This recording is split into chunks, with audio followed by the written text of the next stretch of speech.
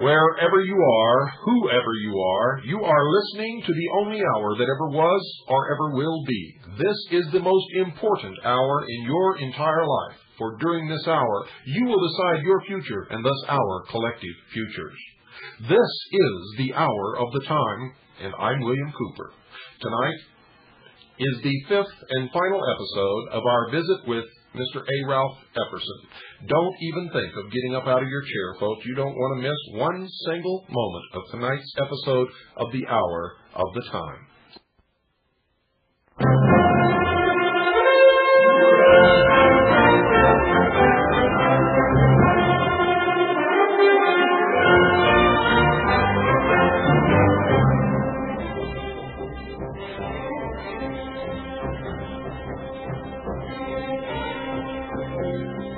Well, Ralph, this is your last night with us. I want to welcome you once again and say that, just in case I get all wrapped up in this a little bit later and forget that we're extremely pleased and happy that you were able to come and spend these 5 nights with us. And I've certainly enjoyed seeing you again and talking with you. And I know that many of our listeners out there have had their eyes opened. You confirmed an awful lot of what they've learned during our Mystery Babylon series here on the Hour of the Time and our other episodes. And you've even imparted to all of us some things that we had not heard and did not know. And tonight, I'm sure that you're going to not let us down with what you brought to pass out to the world and all of our wonderful listeners out there tonight. Well, thank you very much, Bill. I can assure you it's been my pleasure. I hope that it has been informative and that people will want to take action on what we're trying to say. I hope that they will, send for a copy of the catalog you'll be describing later today. Get involved with some good quality material that you can rely on. Get it out. Make it available to your friends and neighbors and family, and get people aware of just what's happening in this world. We're trying to identify that, Bill and I both, as to what's going on. Let me give that address right now, just in case we get all wrapped up and forget about it later. I'm going to make a point not to, though. Make sure that you send a self-addressed stamped number 10 envelope to Ralph, Post Office Box 536. Tucson, Arizona, 85702. Ask for his catalog of materials that you need. His books, his videotapes. This is wonderful stuff, folks, and I cannot tell you, I cannot express to you enough how much you need to read his 2 books, The Unseen Hand and The New World Order, both of which I've quoted from extensively on this program. So write to Ralph, Post Office Box 536. Tucson, Arizona, 85702. That's Ralph, Post Office Box 536, Tucson, Arizona, 85702. And every time you order something from his catalog, say you heard about him first on the Hour of the Time, and he's agreed to share a small percentage of the money that he derives from his products with the Hour of the Time to help us continue to keep this broadcast going. Let's get right into it, Ralph. What did you bring for us tonight? Well, once again, this is night number 5 and the final night, but what we're doing and have been doing for the last 4 nights is just reading a series of random quotes that I found in the literature of those who are inside the Masonic Lodge and or the New Age religion. Excuse me. These are the people that have written the books that are certified experts in their field. Like we're talking about books by Albert Pike and Rex Hutchins and Albert Mackey, people that are qualified, certified experts inside the Masonic Lodge, and people like Alice Bailey and Benjamin Crane who are inside the New Age movement, certified, qualified experts. So we're just taking these in no particular sequence. They're just random thoughts. We're trying to document the material by giving you the name of the book and where it is, what page it's on. And we're just doing this with no intent to keep it in sequence or anything else. We're just doing it pretty much at random. I'd like to now continue our study, or at least parts of our study, of parts of Morals and Dogma. I'd like to go to page 820. This is kind of interesting. Albert Pike, who wrote the book, one of the past sovereign Grand Commanders, meaning the number one Mason of all time during his 32 years as president, they call him Sovereign Grand Commander, wrote a book called Morals and Dogma. This is contained on page 820. He's talking about Jacques de Molay. Jacques de Molay was the head of the Knights Templar back around 1300, and he's now going to talk about him. The Masons do connect themselves back to the Knights Templar. Jacques de Molay was executed by the Catholic Church for sins and crimes against the government and the Church. Burned at the stake on March the 11th in the year 1313. Okay, very good. Jacques de Molay, before his execution, the chief of the doomed order, organized and instituted what afterward came to be called Scottish Masonry. So they're saying that Jacques de Molay founded the Scottish Rite of Freemasonry. He said, Pike goes on, the legend of Osiris the sun god, we've talked about, I'm sure Bill's talked about in great detail. Many hours. The legend of Osiris was revived and adopted to symbolize the destruction of the order. The Pope and the King soon after perished in a strange and sudden manner, which is very true. As Jacques de Molay was on the stake being burned, he prophesied or predicted, whatever you want to call it, that the Pope and the King both would die within certain specified periods of time, and indeed that happened. Well, the legend goes that he invited the Pope and the King to appear with him before God at a certain specified time in the future after he was dead, and answer for their crimes. And the truth is that this is a legend invented by Freemasonry and the Knights Templars in particular. The witnesses who were there that witnessed the burning of Jacques de Molay say that this never, in fact, happened. Okay, fine, very good. Anyway, this is a quote from Albert Pike's book. He goes on to now continue. The order, meaning the Knights Templar, disappeared at once. Its estates and wealth were confiscated, and it seemed to have ceased to exist. Nevertheless, it lived under other names and governed by unknown chiefs, revealing itself only to those who, in passing through a series of degrees, had proven themselves worthy to be entrusted with the dangerous secret. That was a bolt of lightning, so let me reread that last sentence as soon as this rumble gets through. The thunder came at an appropriate, auspicious moment. That's another one of these coincidences, isn't it? Okay, so let's go through. Let me finish the last part. These secret chiefs the initiates have been going through a series of degrees, and those who have proven themselves worthy to be entrusted with the dangerous secret. So here we see that the Masons are controlled by someone that they don't even know controls them. This organized, unknown chiefs, plural. But there are people inside the lodge who do know who those men are. That's what that's all about. Okay, let's continue with our study. Here's a page. Now that was let me just expound upon that. Was the legend, the old legend of the 9 hidden supervisors. You'll find it in the legend of the origin of the Order of the Rose and Cross. You find it sprinkled throughout the history of all of the secret societies. When you get to your research of who is at the top controlling this, you always come to 9 unknown men. And later on another program, I'm going to reveal to you where this really comes from and who these men are from the writings of the Freemasons, because they have written about it and they have revealed the origin of this. Go ahead, Ralph. Okay, now we're going to continue in Morals and Dogma on page 287. He's talking about the light and what it means, and this is a quote from Albert Pike. You see, my brother, what is the meaning of Masonic light? You see why the east of the lodge, where the initial letter of the name of the deity overhangs the master. It is the place of light. Light, as contradistinguished from darkness, is good, as contradistinguished from evil. And it is that light, the true knowledge of deity, the eternal good, for which Masons in all ages have sought. Still, Masonry marches steadily onward towards that light that shines in the great distance, the light of that day when evil, overcome and vanquished, shall fade away and disappear forever, and light and life be the one law of the universe and its eternal harmony. Did you understand what he just said? Yes, I understand perfectly. And you know what the initial of the God is. Well, they got the G there. The letter G, which symbolizes gnosis, or knowledge, which refers back to the gift of intellect by Satan to Adam and Eve in the Garden of Eden. But I want you to also notice we've already read quotes that Albert Pike admits that the Lucifer, the light bearer, is a god of good, and that the God of the Bible is the evil. So here he's saying that the light of the day, when evil, overcome and vanquished, shall fade away. He's talking about the day when religion will be destroyed. That's correct. And the belief in God will be destroyed. And when Lucifer, the victor, will again appear as the ruler of the heavens. That's correct. After a period of 6,000 years, which, by the way, is the year 2000. That's correct.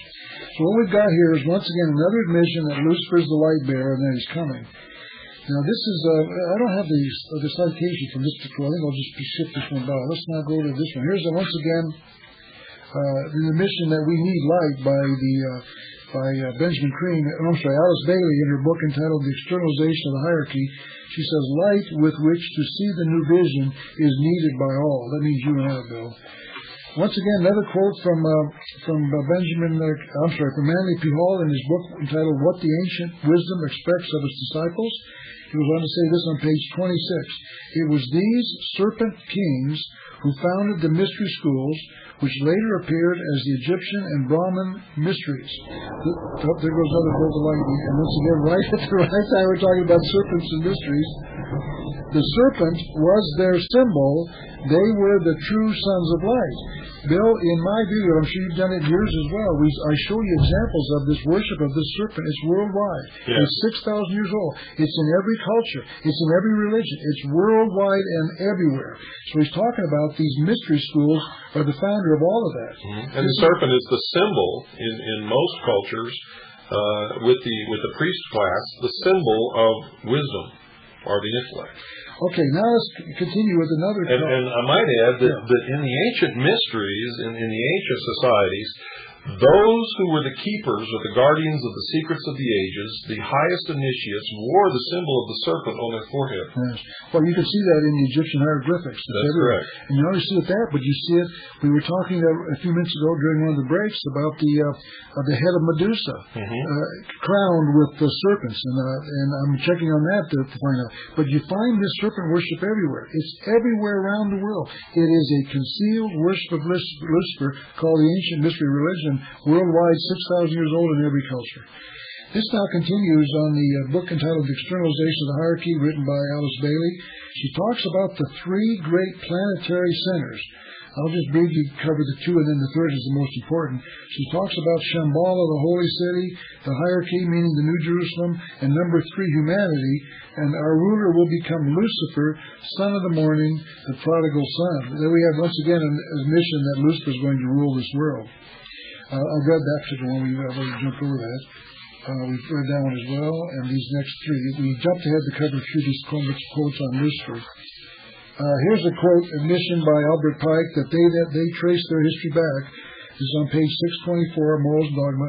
Masonry is identical with the ancient mysteries. And we certainly have seen what the ancient mysteries were. Yes. The worship of Lucifer worldwide. We've read these quotes. Isn't it funny that they keep talking about the light, and they need the light, and they're giving the light, and they're bringing the light into the world, but they keep even their own members in total darkness. That's intentional. That's true. They do indeed. In fact, those are the next few quotes I've got to show you that's true. The average Mason who's listening right now has no idea what we're talking about. You know, this is amazing as we go along. You're looking for something, and I'm thinking of it, and I talk about it, and then you quote from it. And we didn't prepare this or rehearse it or anything. That's just the way it goes. We have, in our own separate research, found the exact same keys to this mystery. That's right. Page 781, Morals and Dogma, Albert Pike says, if you reflect, my brother, you will no doubt suspect that some secret meaning was concealed in these words.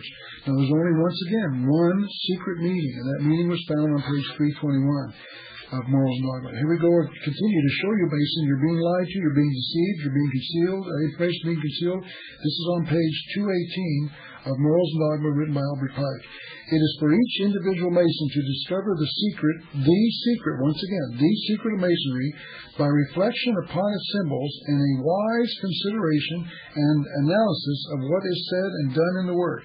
Masonry does not inculcate her truths, meaning I don't indoctrinate.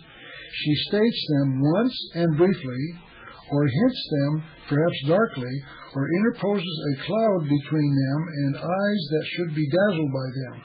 Seek, and ye shall find knowledge and truth. And then on page 219, he continues with that thought. He says, this rite, meaning the Scottish rite, raises a corner of the veil, concealing the mysteries, even in the degree of apprentice, for it there declares that Masonry is a worship. And the veil is the veil of Isis. Exactly. Or the veil of the concealed mysteries. In other words, we're veiling the truth from you. Well, that is the symbol. That's what Isis symbolizes. Remember, Osiris is the doctrine, Isis is the church. The veil is what hides the mystery, behind which is Lucifer. And remember what was written on the stele, no man hath me ever unveiled. Oh, I see. Okay, here we go once again. This is now in The Lost Keys of Freemasonry, to show the Mason that he's being lied to as well. Here he says, the initiated brother realizes on page 13 and 14 of The Lost Keys of Freemasonry, written by Manly P. Hall. The initiated brother realizes that his so-called symbols and rituals are merely blinds fabricated by the wise to perpetuate ideas incomprehensible to the average individual. He also realizes that few Masons of today know or appreciate the mystic meaning concealed within these rituals. Mason, he's talking to you. You are being lied to. The truth is being concealed from you. It's time for you to figure that out and then get out. Bill, I'm going to have to ask you to help me with this one. I'm going to show you a drawing that's on page 252 of Morals Dogma. I know you've seen this drawing as well, but I hope you'll confirm for me that I'm showing you a picture of what appears to be two kings in a circle.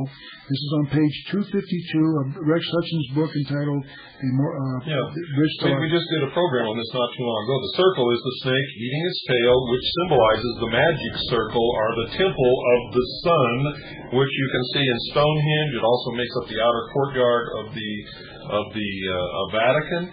Inside you can see the symbol of the generative force, the androgynous god, the symbols for male and female, the triangle and the inverted triangle. It also signifies as above, so below, the microcosm, which is man as compared to the universe. Well, go ahead, take it from there. And at the bottom, you can see the actual symbol of the pyramid, the temple of initiation, with the capstone in place without the eye. It is, in fact, the symbol of the rising sun, the New World Order coming into being.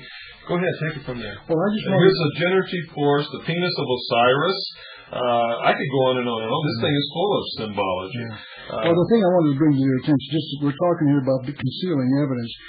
This is it's really an oblong shape, not a circle, but it does have a snake biting its own tail around, as Bill correctly pointed out. But it's the same symbol. There appears to be a drawing of a king or a god who's wearing a crown, and then there seems to be a reflection of him in the bottom part of the drawing. It's cut in half. That's correct.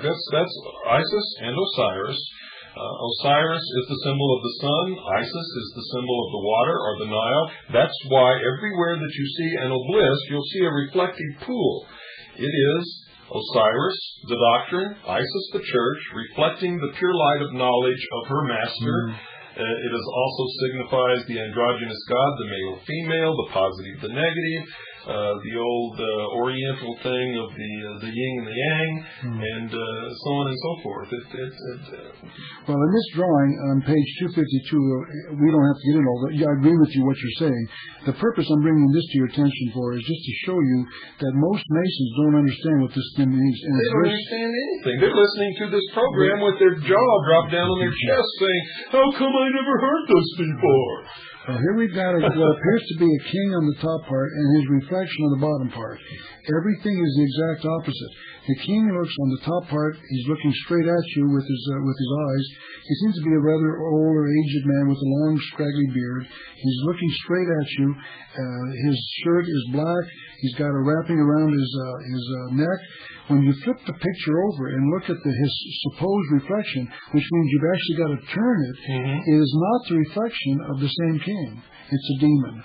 And this is what we're telling you about the Masons. They are acknowledging that we don't examine the truth, that they conceal the truth in mysteries.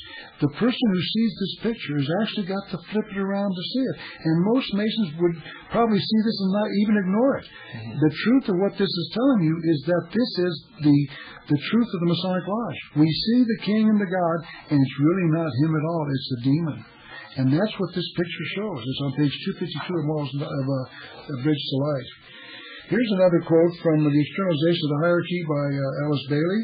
She says, the new era is coming. The new ideals, the new civilization, the new modes of life, of education, of religious presentation, and of government are slowly precipitating and not can stop them. They can, however, be delayed by the reactionary types of people. Let me finish this. They're talking about me? Yes. So they could be delayed by the reactionary types of people, by the ultra-conservative and closed minds. They're the ones who can, and do hold back the hour of liberation. Do you know what they base that upon? They base it upon the human failing, the flaw in all of us, that everybody wants a life of extreme pleasure for every moment, and they misinterpret pleasure. They really believe that pleasure is happiness, and that's not the case at all. Okay, let's continue with this thought that this New World Order is coming. These are, as I said, once again, pretty random, but here's a quote from Benjamin Cream in his book entitled The Reappearance of the Christ and the Masters of Wisdom. This is on page 184. Here's what we saw. He's asking the question. An interviewer is asking Mr. Cream the question, and Mr. Cream responds. The question is, what about the breakdown of family life? So Mr. Cream, this New Age expert, is now going to speak on that subject. He says, everything is breaking down. Oh, there goes the bolt of lightning again. All the old institutions, and the family is also one of the institutions, are breaking down. The new time is to do with the restructuring of our relationships, the extending of our allegiance and our identification from the family to a larger group, from the larger group to the community, from the community to community of nations. It is always a greater and greater expansion of identification. It is relatively easy to love one's family, easier to love one's family than to love the world. What he's saying is that the destruction of the family is all being planned. Absolutely. It's not by accident. They're out to destroy the family so that we can turn our allegiance to the world, the love of the world and the world community of the family. And what is the love of the world? Go ahead. That the love of the world is the material side of the human nature and not the spiritual side at all. It is, what he's describing there is a communism where everything belongs to everyone and the sacrifice of the individual is made for the good of the many. Where in this country it was founded upon the precept, the principle, the ideal that the individual is important, and unless we protect the rights of the individual, the many will suffer. Exactly. If you don't protect my right as an individual, you don't have the right, neither do your listeners. That's correct. It is a perversion of everything that is right. And that's exactly what they are. They are a perversion. Benjamin Cream goes on in his book called The Reappearance of the Christ. He says, the new religion will manifest, for instance, through organizations like Masonry. In Freemasonry is embedded the core of the secret heart of the occult mysteries. What is the core of the secret heart of the occult mysteries? The worship of Lucifer. Right. By the way, Bill, I want to make this so that people can walk away with one sentence. You and I are exposing an ancient worship of Lucifer that's 6,000 years old. That's correct. It's been concealed from us, and it's involved in every aspect of our life, including the Masonic Lodge. The Masonic calendar begins in 4000 BC and ends in 2000 AD. It begins when Lucifer fell to this earth and took the rulership of the material world, and ends, according to them, when Lucifer will win the battle against God and appear as the ruler of the heavens for all mankind to see, and that will be the beginning of their new world order. And that is supposed to occur in the year 2000. We won't get into what that means, but I just want to bring that home because you were talking about the 6,000 years age of this religion, and it's all based upon their calendar. Now we know, Bill, that the falling of the Iron Curtain was not planned, right? That was an act of coincidence, right? the fact that someday the United States and Soviet Union might merge together, that's not planned. It's all coincidence. I want to read, going back to Alice Bailey again, we believe she wrote in the 1920s, she said this: Great Britain, the United States of America, and the Union of Soviet Socialist Republics, meaning the USSR, are working out the principle of federation, of relation, and of the fusion of bodies into concentrated wholes. That's correct. That's 70 years old. That's right.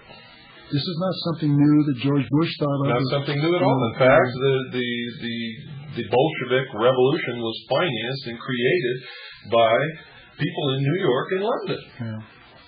Here's another quote from Alice Bailey. She said, "The ideal of this new world order is divorced from all nationalistic concepts and aspirations." That's right. And you and I say, oh no, it can't happen here. There is no one world government coming. We just read it from 1920. Well, Monday night, they heard me read newspaper articles verbatim describing the New World Order that was coming. And these newspaper articles were printed in 1942, 1943, even before the war was over, before the United Nations was even thought of or formed. They were talking about the United Nations that had already been formed in secret. That's right. Okay, once again, Benjamin Cream, The Reappearance of the Christ and the Masters of Wisdom, page 69. Now, let's make a clarification here. When they talk about Christ, it's not the Christ that we talk about. Oh, no, but in fact, that's a good point, Bill. Let's talk about that.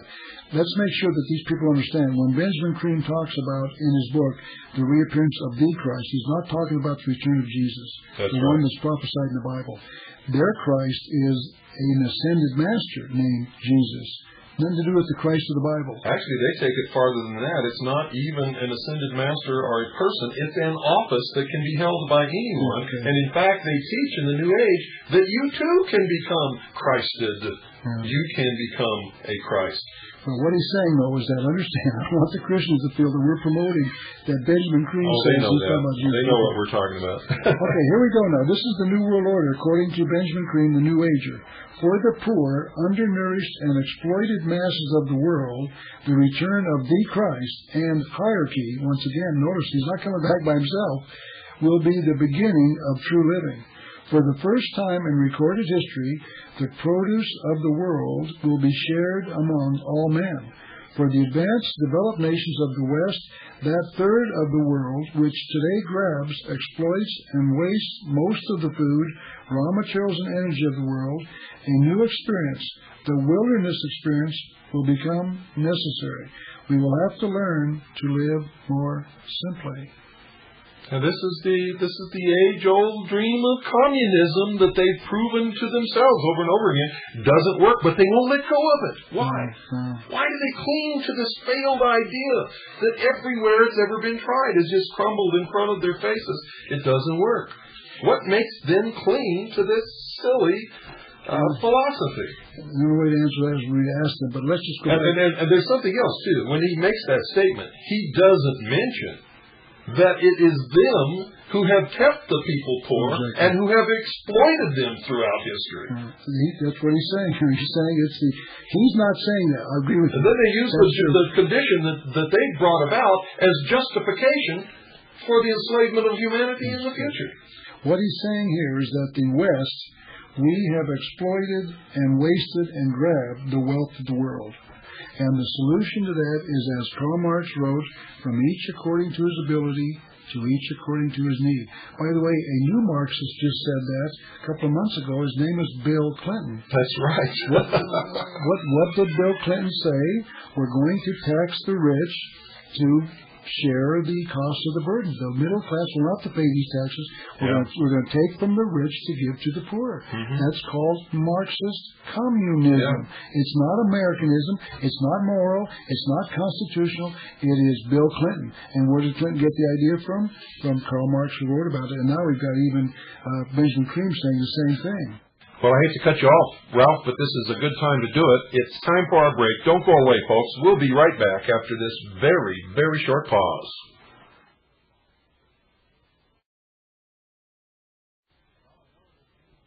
Well, I know that many of you are sitting out there, and you know what I'm going to say, and you still haven't called Swiss America Trading yet. What's holding you up? How can you look your family in the eye and tell them that you've got your investments in paper assets? What's the matter with you? Don't you learn from history?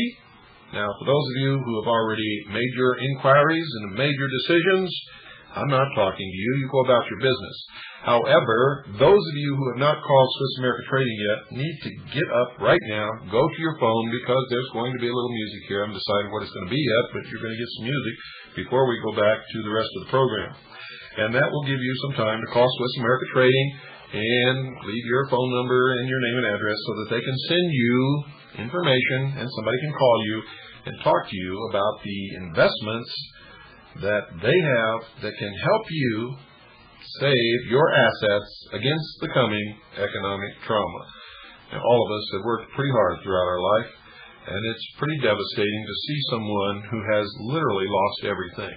Now, if you want to see what you're facing, folks, look at those people who have just experienced the floods in the Mississippi Valley, up along the Missouri River, the droughts in the southern states and some of the other states in the Midwest. These people have lost everything. Now, if you don't want to find yourself in the same situation, you need to do something right now to protect your assets against what's coming. The best protection throughout the history of the world has been precious metals in its various forms. Some forms are better than others. That's why you need to talk to the experts at Swiss America Trading. Some of you may want to get into high-priced numismatic coins, a coin where there is a $50 by weight of measure value of gold in the coin, and you might pay $3,000 to $4,000 for that coin. Now, I'm not telling you not to do it. I'm telling you that in our research, we found that against what's coming in the future, a total and complete economic collapse, there's not going to be too many people sitting around collecting coins that are going to give you what you think a coin like that is worth. So call Swiss America Trading right now and talk to the experts there. Ask them some good, hard questions. Ask them to tell you about all of their different forms of investment that will protect your assets against inflation, depression, all of the things that we know may be coming in the future. And do it now. And for those of you who say inflation, depression, those are two opposite ends of the stick, you're absolutely right. But we're going to face right now inflation of the dollar, and it's going to be a tremendous amount of inflation. And where do I get this? From the mouth of Mr. Greenspan himself on C-SPAN not too long ago. Following that, we're expecting a complete collapse, total depression of the monetary system in this country and around the world. We've covered this many times on many hours of the hour of the time. The only protection that you have is in hard assets. Non-confiscatable, non-reportable hard assets. Call now. Swiss America Trading, 1-800-289-2646. That's 1-800-289-2646. Don't procrastinate. Don't wait until it's too late. I don't want to see you sitting on the corner crying because you've lost everything that you worked all your life for. Call now, 1-800-289-2646. That's 1-800-289-2646. For the first 200 callers, you'll receive Harry Figge's report entitled Tackle the Debt. Call now, 1-800-289-2646. While you're at it, mention my name, William Cooper. Tell them how much you appreciate their sponsoring the hour of the time, and you'll receive a free newsletter on protecting your future. Call now 1-800-289-2646. That's 1-800-289-2646. By protecting your future, you'll be protecting the future of this program, The Hour of the Time, and freedom for the world. So call now, folks. Do it right now. 1-800-289-2646. That's 1-800-289-2646. And you'll be glad that you did.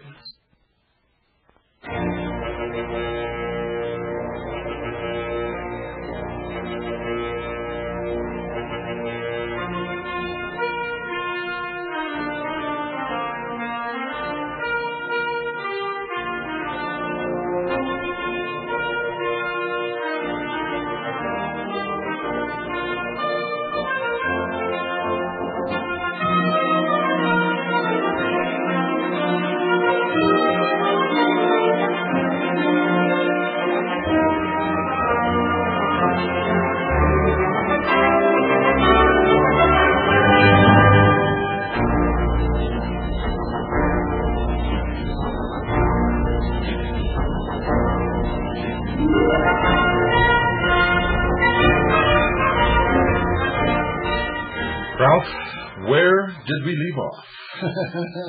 Right in the middle of this thing, Bill, I believe. I think it might be good now to, for those of the audience that are meat eaters, they might enjoy this particular quote out of the Reappearance of the Christ and the Masters of Wisdom by Benjamin Cream.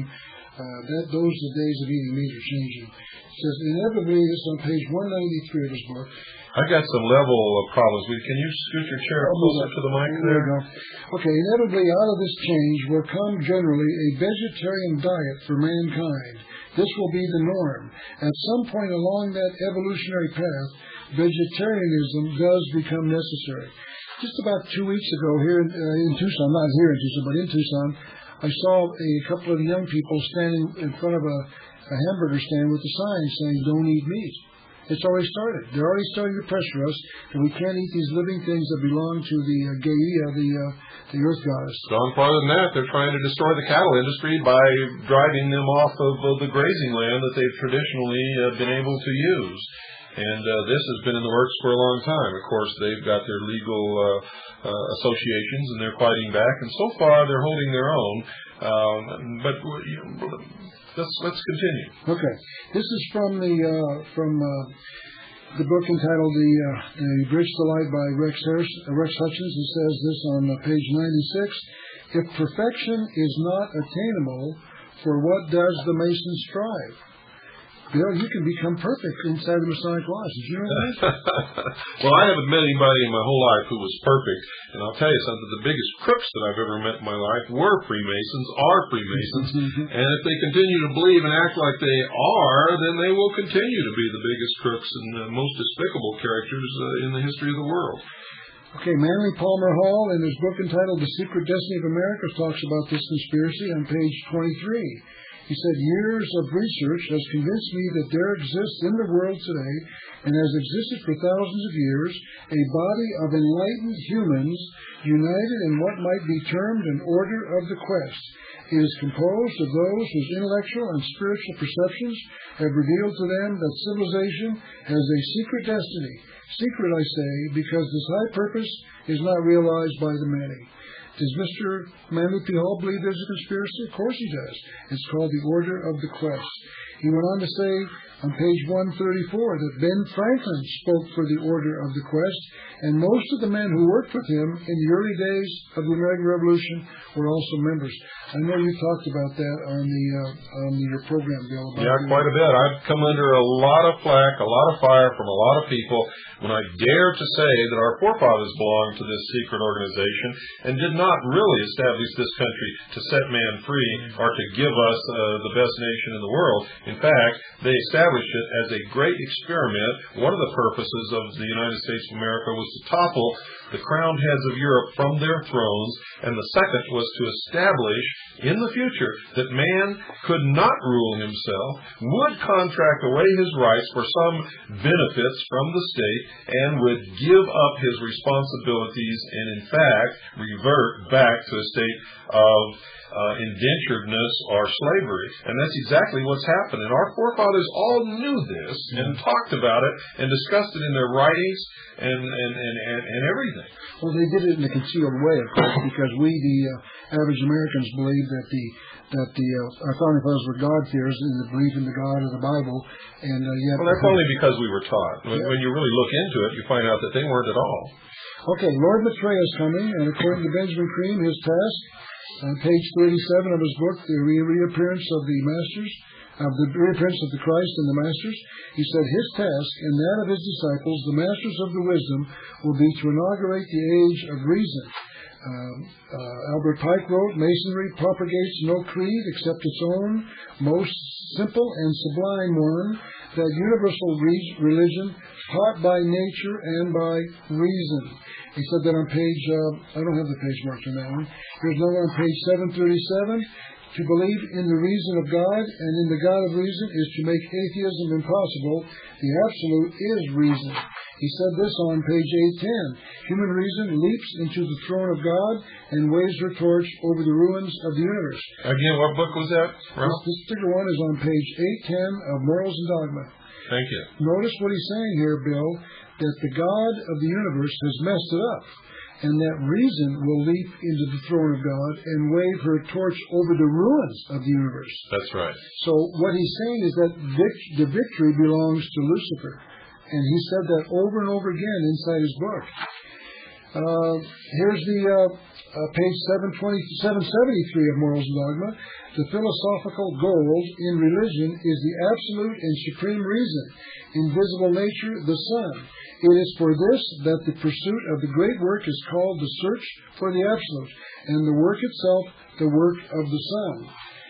Here's an interesting thought. The sun spelled S-U-N, not S-O-N, as some of you may be out there thinking. And it's also spelled with a capital S. That's right. They're calling the sun, what we see in the sky, a god. It's the god known as the sun. Yeah, and they're looking for another one to come along. Here's another quote from Albert Pike in his book called Legenda, I guess. Legenda, I don't know how to pronounce that. Legenda. He says this on page 168, 169. Albert Pike wrote, Men are good. Evil institutions alone have made them bad, and it is the duty of Masonry and of every knight to aid in leading them back to the truth. That's knight spelled K-N-I-G-H-T. Knight, that's right, with the capital K meaning the Knights Templar, the Mason. Notice what he's saying is that that religion has messed men up, and Masonry will lead us back to the truth, which is the belief in Lucifer. Here's another quote on page 817 to show the world that he does indeed believe that the world, we the people, will demand that the Masons rule us. He said this, page 817, the world will soon come to us for its sovereigns and pontiffs. We shall constitute the equilibrium of the universe and be rulers over the masters of the world. Yeah, that's right. So all you guys that have been wanting Bo Grice to be president, you might get your wish come true, and then you're gonna wish you had another wish. I'll guarantee you that. Now, for those in the world who believe in the Masonic world that the God that they worship inside the lodge is the God of the Bible, I'm going to prove that's not true from the words of the Morals and Dogma. Great. This particular quote is on page 254. He's talking about the Sun God, capital S, U-N, capital G, G-O-D. The Sun God created nothing. Now, the God that I believe... Go ahead. The God that I believe in... I'm sorry, you switched something here. The God that I believe in created the universe. The master creator, the master builder, was the God of the Bible. So they're saying he's not the God of the Bible because this God that they worship inside the lodge created nothing. N-O-T-H-I-N-G. Here's another quote from page 281 about the same God. The supreme being of the Egyptians was Ammon, a secret and concealed God. He creates nothing. So the Sun God is not a creator God. Now let's take one last thought. Now this is my view, not just something that's been in the literature of the Masonic Lodge. They call their God inside the lodge the grand or the great architect of the universe. Now an architect does not create out of nothing. An architect creates out of something. That's right. So something had to be there before the architect could use it to build with. Mm-hmm. So when they call their God the great architect, they're admitting he's not the creator God of the universe. Because if they did, they'd call him the creator God. Now, let me tell you something else that I've learned, and this is right in line with what you're saying. What I've learned is that they call him, amongst themselves, in the utmost secret, they call him the destroyer. Destroyer, okay. What he creates is chaos. Okay. And from out of chaos comes order. And this is the motto of the 33rd degree of Freemasonry, Ordo ab Chao. It's also on the 32nd degree of the acknowledgement is becoming a 32nd degree. That's right. Okay, back to Morals and Dogma, page 366. Albert Pike wrote, our lodges are said to be due east and west because the master represents the rising sun.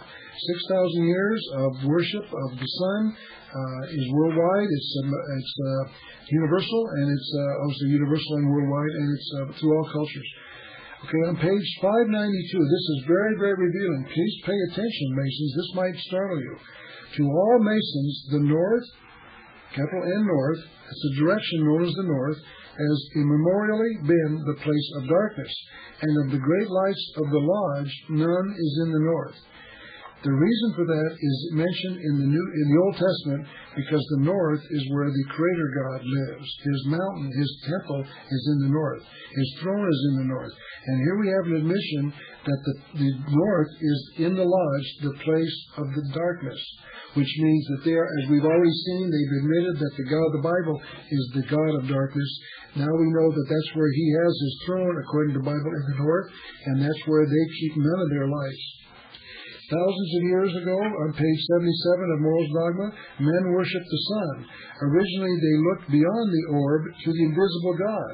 They personified him as Brahma, Amun, Osiris, Bel, Adonis, Melkart, Mithras, and Apollo. So here we see that once wide, that worldwide universal belief in the sun god Lucifer. Let's see. That one's not necessary. Oh, here's an interesting quote from Alice Bailey, who wrote this in the 20s. I guess maybe she wrote this afterwards because she talks about the United Nations through which the hierarchy has been working. She said that on page 481 of the Externalization of Hierarchy. The United Nations fighting for the forces of light, capital L light, and on behalf of human freedom.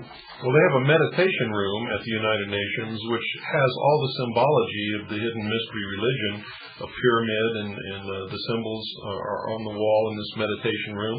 And the only religion that they have recognized officially, the United Nations, has been the religion promoted by the Lucis Trust, which is Theosophy. Yes, that's correct. Okay, now, for those who say, no, Ralph, you can't be right because we know that the God of the Bible is going to conquer everything, let me tell you what they say in their own literature. We're going to give you two quotes, actually three quotes, two of which are from Alice Bailey in her book. This one's on page 689 of the Externalization of Hierarchy.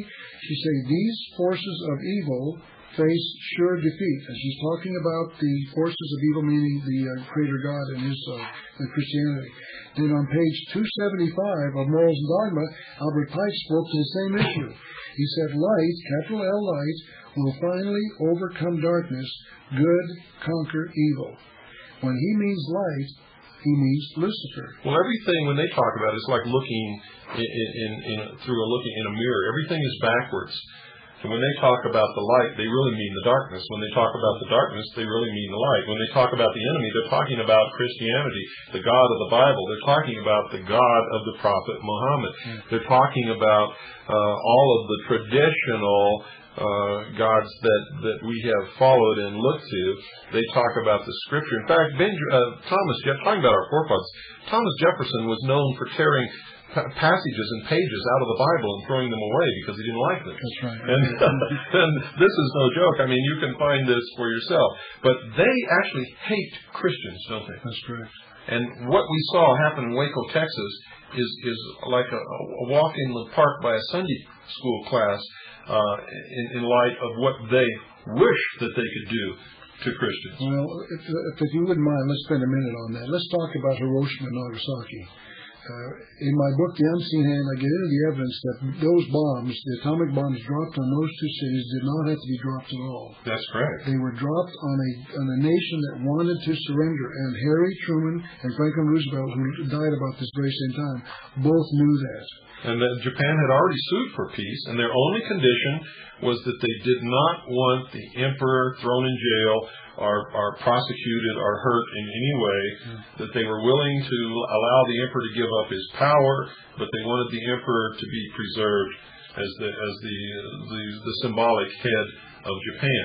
And we said, no, unconditional surrender. We dropped the bombs, and then we did the exact same thing that they asked for to begin with. Yeah. Well, let's continue with that thought about the dropping of the bombs. Those bombs were dropped on Christians. Hiroshima and Nagasaki had the highest percentage of Christians in Japan. That's correct. After the bombs were now, that's not known by people. In my video, I'm going to show you an article that was published in our own local newspaper that confirmed that. Associated Press article about the Hiroshima and Nagasaki bombs. They were, in fact, the oldest and largest centers of Christianity in the entire nation of Japan. And after the bombs were dropped on Christians, Harry Truman became a 33rd degree Mason. He was not at the time the bombs were dropped. Well, I don't know if he was or not, but I do know that he was a Freemason of a high degree, and he had been, in fact, the Grand Master of his lodge in the state of Missouri. I show a picture in my video of him in his Masonic attire, but I'm telling you, he did not become a 33rd. Well, I'm not arguing with you. I just made the statement. I didn't know that. I knew that he was a high degree. He dropped the bombs on the Christians, and then Harry Truman became a 33rd degree Mason. And I do know that he was, in fact, before he died, a 33rd degree Mason. Yes. Here we go. Page 216, another quote from Benjamin Cream about who's going to win this battle between light and darkness. He talks about the victory of the forces of light. These people believe they're going to win. Here's another quote. This is from Alice Bailey about the same thing. End the rule of evil and bring war to an end through the victory of the forces of light, recognized and aided by humanity. Just so you know, you've got 5 minutes exactly. Let's do this. Let me see if I can find. There was one more. I guess that's about it. I think that's probably enough. All these others. Let's do this. Maybe we spend a few minutes on this book and then we'll end with if you want to mention my catalog, just get that out to get people aware of what they can do to read and study about this. Okay. This is a book written by Terry Cole Whitaker. We'll just go with this as long as we have, Bill, and then we'll give Ms. Whitaker. You know her? Do you know of her? I know of her. I've seen her on television. I know what she was teaching. And go ahead. Well, she's written a book entitled The Inner Path from Where You Are to Where You Want to Be by Terry Cole Whitaker. We're going to read some of these quotes just at random from one page to another, and then when we run out of time, we'll just stop. She said this is the age, this is the time of awakening, this is the time of the light, capital L light. Now, when I speak about the Christ, do not confuse it with Christianity, okay, she says? She says, others are right to live as they choose. There is no one single right way and no one single truth. Everybody's truth is right for them. So here's this woman buying situation ethics, the same thing taught by the Masons, taught by the New Age religion. This is what makes millionaires. If I wanted to be a millionaire, I know how to do it. All I got to do is sit here at this microphone and tell people what they want to hear. Make them just feel wonderful. Promise them that they too can become a god and that they can do whatever they want, and the money will just flow into my hands. But I can't do that in Wojo, but that's exactly what this woman is doing, isn't it? That's correct. And she goes on to page 72. She says, it's all right to do whatever brings you happiness. If you want to kill, murder, really, Page 94, she says, the end of religion. There will be no more God of vengeance for us to fear, and therefore no more God-fearing people. Everyone will have found God within. Opposition and belief on page 89 will have a similar lack of effect in the new world, which so many on this planet now envision. Those who, hold on Americans, this is talking about us, those who don't want this new world order, those who oppose such a vision will in fact simply disappear. When she says simply disappear, what she really means is we will be exterminated. This is this beautiful, by the way, I have to be fair, this is a very beautiful woman. Terry Cole Whitaker is very physically attractive. This mild little woman, blonde and pretty and happy, is just admitting she's going to accept murdering of millions of people who don't agree with her. She goes on to say, those who oppose such a vision will in fact simply disappear, just as those who oppose other visions and visionaries long since have returned to dust, while the visions they so vehemently attacked lived on. She talks about the end of government. Everyone will govern themselves. There will be no more tyrants. Please, folks, go outside and look at your neighbor, and then come back and tell me that everybody's going to govern themselves, and you're going to live with no fear. Yeah.